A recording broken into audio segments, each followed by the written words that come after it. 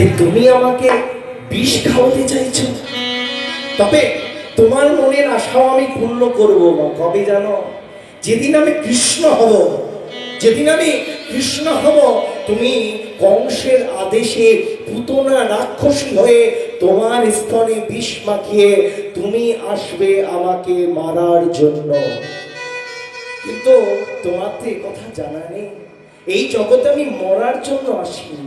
তাহলে এই জগতে এসেছি আমি মারার জন্য। এই জগতে এসেছি আমি মারার জন্য। সেদিন তোমার ওই স্তন পথে আমি তোমার প্রাণটা হরণ করে নেব। এই কথোপকথন যেই না হচ্ছে, যেই না বলি মহারাজ বলছে কি করবো বিন্দা। বিন্দা বলছে স্বামী, যখন কেউ হেরে যায় না, যখন কেউ হেরে যায় তাহলে তাকে উঁচু মাথা করে উঁচু গলা করে কথা বলা উচিত নয়। বলছে তাহলে কি করতে হবে? তাহলে কি করতে হবে জানো স্বামী?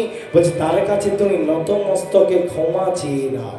লক্ষ্য করবে, তুমি তার কাছে ক্ষমা চেয়ে নাও। যেই না বলি মহারাজ ভগবানের কাছে গিয়েছে, চরণটি দোলাতে দোলাতে বলছে বলো বলি এই তৃতীয় চরণটি কোথায় রাখি? বলছে প্রভু, আপনার ওই তৃতীয় চরণটি আপনি আমার মস্তকে রাখুন। বলি মহারাজ ভগবানের চরণ পেল কি করতে করতে?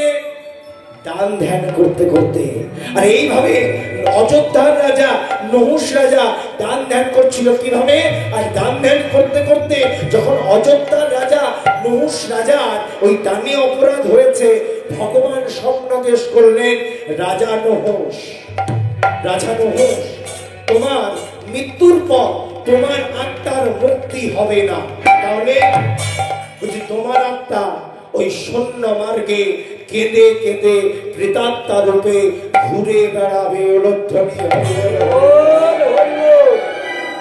লক্ষ্য করবে, বুঝে তোমার আত্মার মুক্তি হবে না। তোমার যে দানে বাধা হলো, তোমার যে দান করতে গিয়ে অপরাধ হলো, এই দানে তোমার যে বাধা হলো, তোমার আত্মার মুক্তি হবে না। কি হবে? ওই প্রেতাত্মা রূপে শূন্য মার্গে কেঁদে কেঁদে ঘুরে বেড়াবে। কেঁদে কেঁদে বলছে প্রভু আর কি কোনো উপায় নেই? আর কি কোনো আমার আত্মার উপায় নেই? মুক্তির উপায় নেই? আছে, তবে সেটা কি জানো? কি প্রভু? যদি তোমার আত্মীয় স্বজনেরা একটা জীবন্ত যজ্ঞের আয়োজন করে, তবে তোমার আত্মার মুক্তি হবে। রাজা নহুষ এই স্বপ্নাদেশটি পেয়ে ভগবানের চরণে গিয়ে প্রতিদিন মাথা ঠুকে কাঁদে আর কেঁদে কেঁদে বলে দয়াময় আর কি কোনো উপায় নেই দয়াল? আর কি কোনো উপায় নেই? চোখের জলে প্রতিদিন মুখ ভাসি কাঁদে আর কান্না কাঁদতে কাঁদতে কাঁদতে কাঁদতে এটি লক্ষ্য করে কে? এটি লক্ষ্য করে তার উপযুক্ত পুত্র যজাতি।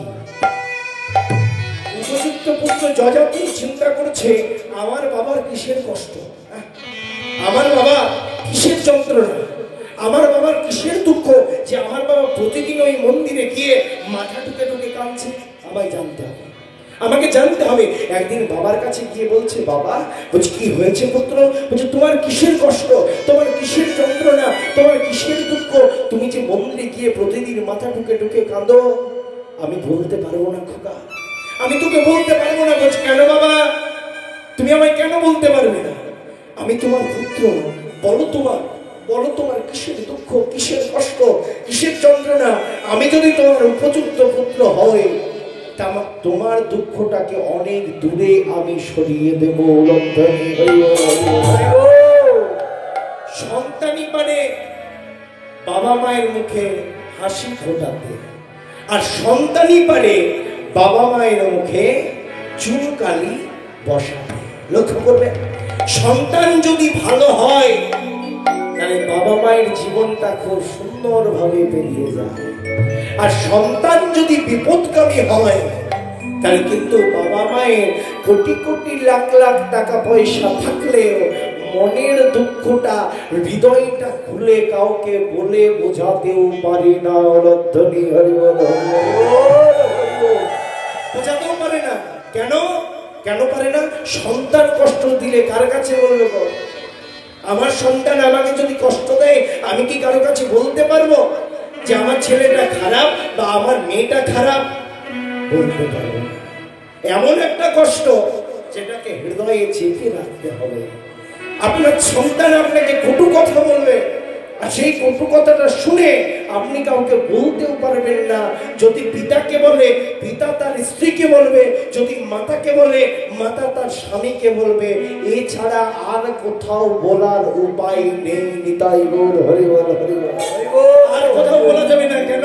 সন্তানের নিন্দা যদি বাইরে করা হয়, তাহলে সবাই পাড়া প্রতিবেশী হাসবে, পাড়া প্রতিবেশী সবাই ছিচি করবে, বলবে ঠিক হয়েছে, এটাই হওয়া উচিত ছিল। লক্ষ্য করবেন, বলবে এটাই হওয়া উচিত ছিল, ঠিক হয়েছে।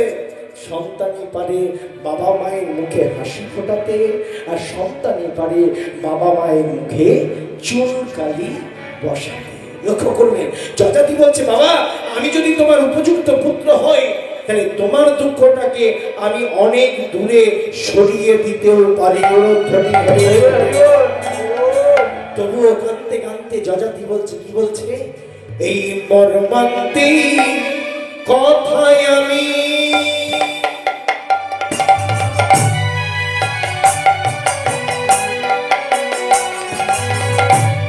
বলিব কেমনি,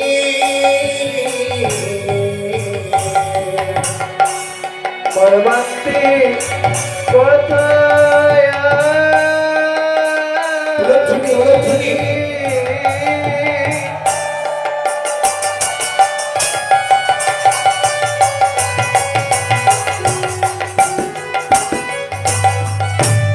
বলিব কে মনে